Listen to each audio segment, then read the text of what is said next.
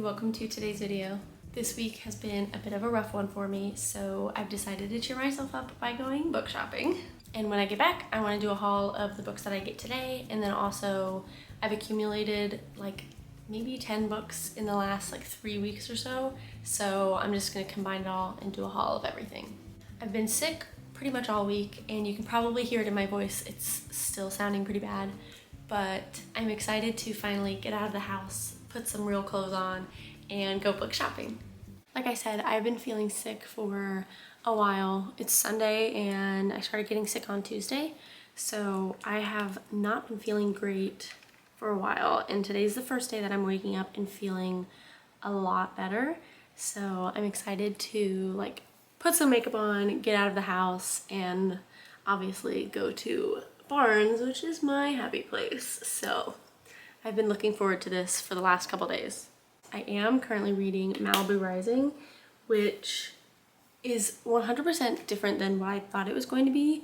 For some reason, I thought it was a thriller.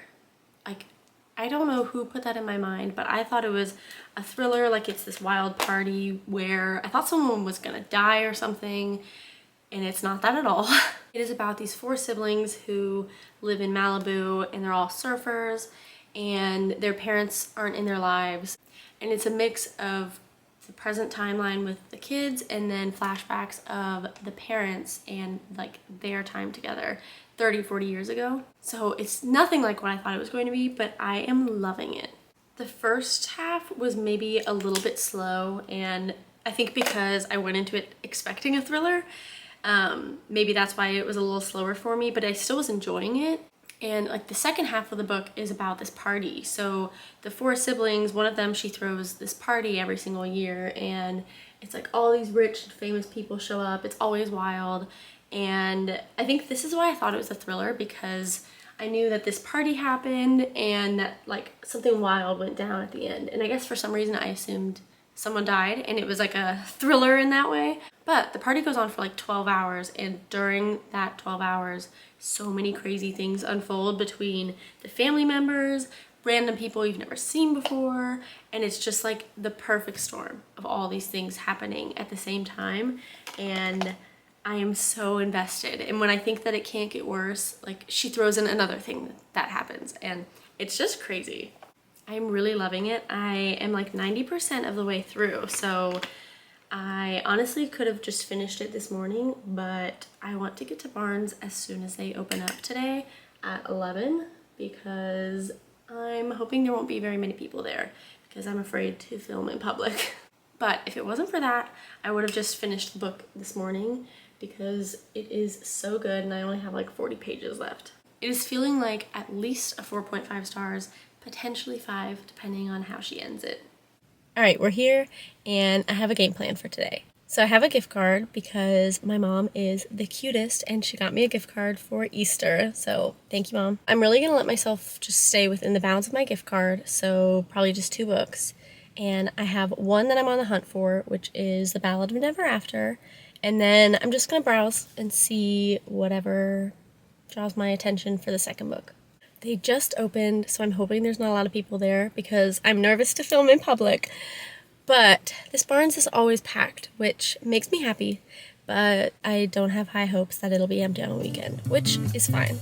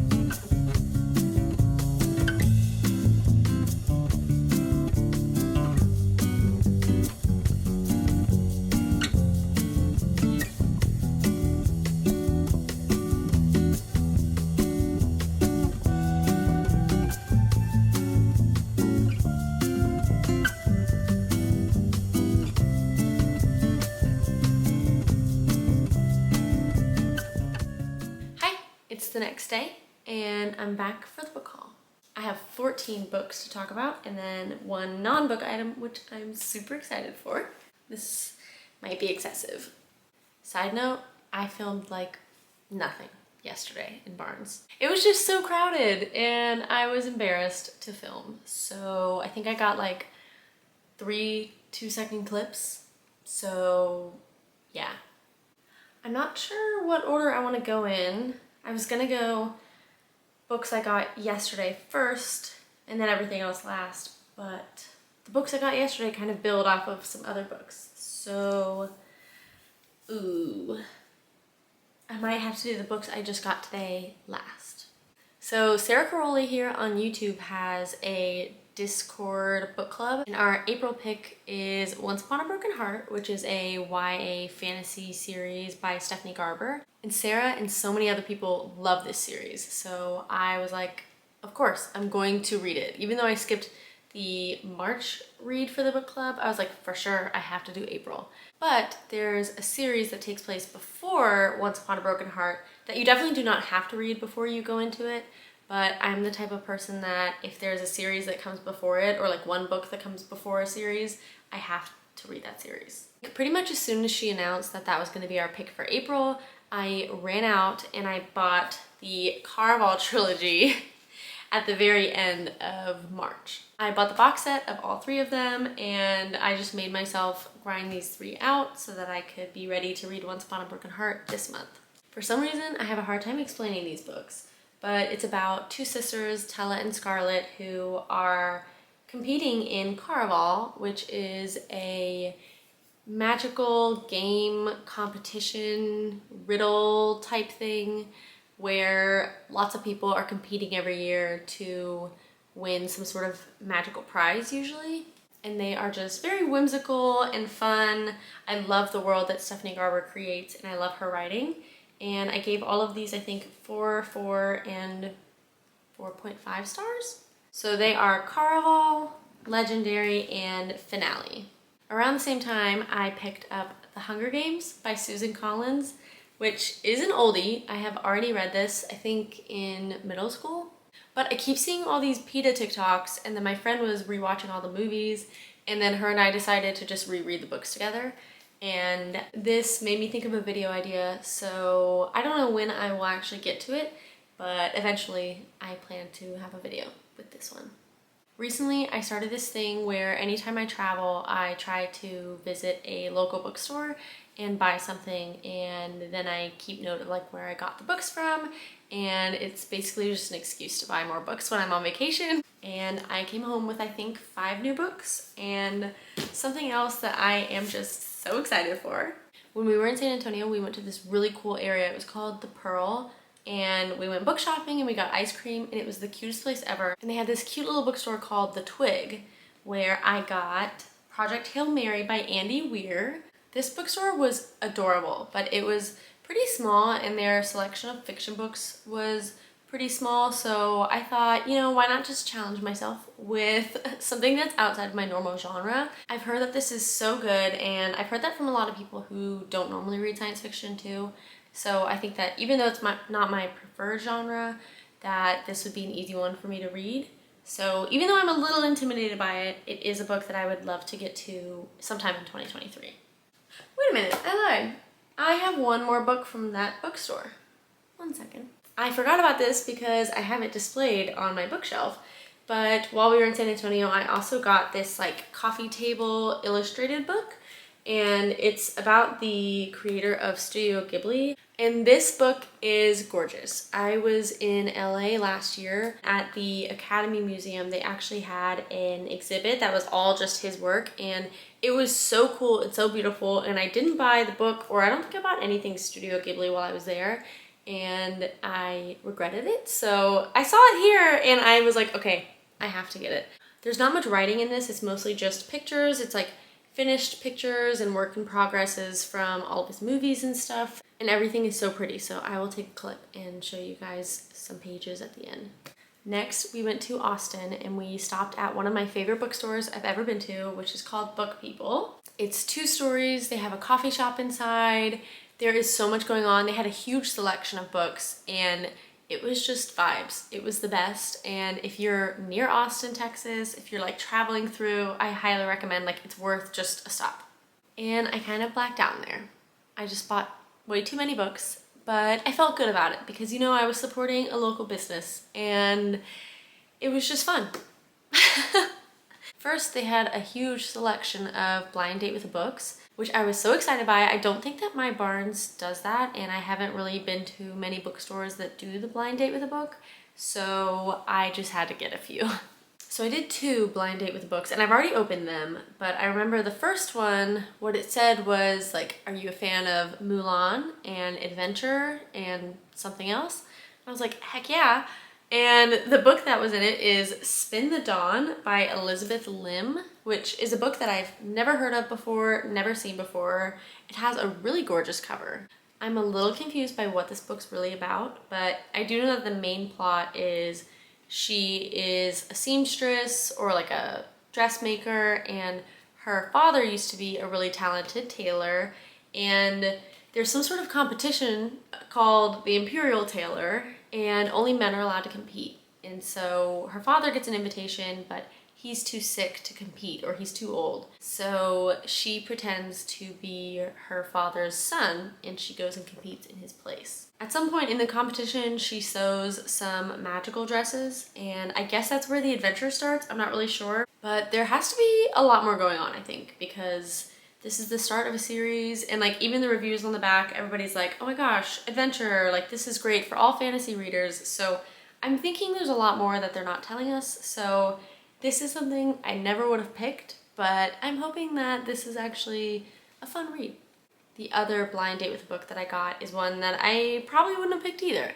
And it's a true crime book, which I've never read before, so this will definitely be interesting. I'm a little intimidated. It is The Ice Pick Surgeon: Murder, Fraud, Sabotage, Piracy, and Other Dastardly Deeds Perpetrated in the Name of Science, which is a very long name. I think it's a collection of a bunch of different true crime stories, so hopefully that means it wouldn't be boring. I'm a huge true crime fan in terms of like podcasts and movies and documentaries and stuff, but I've never read it before, so this will be fun. Since I had no idea what those 2 books were gonna be, I thought I have to have 2 books that I know I want to balance it out, you know? So I got Homicide and Hollow Hollow by Mia P. Manansala and The Atlas 6 by Olivia Blake. Right before our trip, I finished Arsenic and Adobo, which is the first book in the Tita Rosie's Kitchen Mystery series, which is a like cozy mystery series that I thought was really cute, and this is the second book in that series.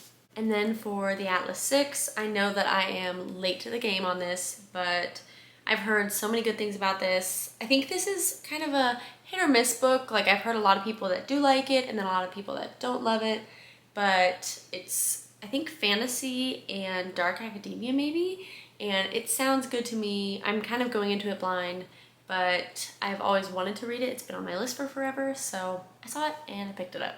The last thing I got at Book People is this like DIY bookshelf house Nook thing. I don't really know what it's called. I was just so excited when I saw this and I couldn't help myself. I have seen these all over my TikTok and I think they are so cute. They look really fun to make and they just look adorable on a bookshelf. They had a couple different ones to choose from, but I thought this one was so cute. It's by the brand Rolife, and this one's called Sunshine Town. It's got a couple little bookstores in here and a coffee shop, and it's so cute. It's got a clock that I think moves, and it has like an LED light in here. Like this might be super complicated to put together, I don't know, but I'm gonna have so much fun, and I think this is gonna be so cute on my bookshelf. Like I said, I went a little crazy on our trip, and it didn't get much better when we got home. The day after we got home, we went book shopping again, but I was pretty good. I only let myself buy 1 book, which was Murder Your Employer by Rupert Holmes. I was just in the mood to buy a book that I've never heard of before, and I think this cover is really cool and it drew me in. I read the first couple pages and it sounds like this actually is going to be kind of funny, like a witty, dry humor. And it's about this secret university where people basically teach people how to murder. It seems like it'll be a funny and just very different read than what I'm used to, and so I'm excited to give this one a chance. I have high hopes. We are coming to the end, just 4 books left, and this next one was impossible to track down. I looked at every single bookstore we went to, and then My Barnes here so many times, and could never find it. So I finally just caved and I bought it online, and that is Once Upon a Broken Heart by Stephanie Garber, which, let me correct myself. The book itself is not that hard to find, but finding the hardcover was impossible. Normally I am a paperback girl, but this is one of those situations where the first book is out in paperback and hardcover, but the second book is only hardcover, and the third one, which is going to come out at the end of this year, is only going to be in hardcover for what, probably a year at least? And I have made that mistake so many times before, where I will buy the paperback for the first one and then you can't get the paperback in the other ones, and I just need them to match. I don't care if they're paperback or hardcover, they just gotta match. So I was determined to get this in a hardcover, and I finally caved and I just bought it on Amazon. I actually started this last night. I'm only like 60 pages in, but I'm happy to be back in this world. I've missed her writing, and so far so good. Finally, we are at the 3 books I bought yesterday, and I know that yesterday my game plan was to buy just 2, but I'll explain. So the one book that I was on a mission to buy was The Ballad of Never After, which is the book that comes after Once Upon a Broken Heart. This second one seems to be the one that everybody loves the most, so I wanted to be able to just go straight into it after the first. Also, can we take a moment to appreciate this gorgeous cover? I think all of her covers are gorgeous, and they are just some of the prettiest books in my collection now. After I found that, I was really just having a good time looking at everything. And I actually spent a good amount of time in the Stephen King section because Haley Pham has been reading a lot of his books, and she's making me want to read Billy Summers, but mine didn't have it. And then I made my way over to the fantasy section, as one does, and I have to say, My Barnes has a really great buy one get one 50% off table for the fantasy section in particular. And when I saw the paperback of The Invisible Life of Addie LaRue on that table, I just had to have it. I think that this paperback cover is gorgeous, and I've been wanting to read this for so long, but it's another one of those books that I feel like is really 50-50. Like, so many people love it and say it's like one of their favorite books of all time, and then other people say it's really boring. That's why it's been on my list for at least a year, but I've never picked it up. And then the other day I saw Rachel Catherine did a reading vlog, and she started reading it, and she felt the same way as me. Like, she had been putting off reading it because she heard so many people say that it was boring, and she loved it. So I took that as a sign to just finally buy the book, and I really want to read this soon, actually. And I happily would have bought just these 2 books and gone home, but it's buy one get one 50% off. It's the law that you have to buy a second book. You can't buy a BOGO book and then not buy a second one. So I picked up another book that I've been wanting for a while, which is His and Hers by Alice Feeney. I love Alice Feeney's writing in Rock, Paper, Scissors, and I've been really wanting to read another one of her books, but I don't know why I haven't bought one. But this was on the BOGO table, and this one sounds really interesting, so I bought it. That is it for the crazy amount of books that I have bought in the last like 3 weeks or so. I think I definitely need to slow my roll. I'm going to blame it on my vacation, but I just need to be stopped. I hope you had fun shopping with me in the haul. Thank you so much for watching, and I hope to see you in the next one. Bye!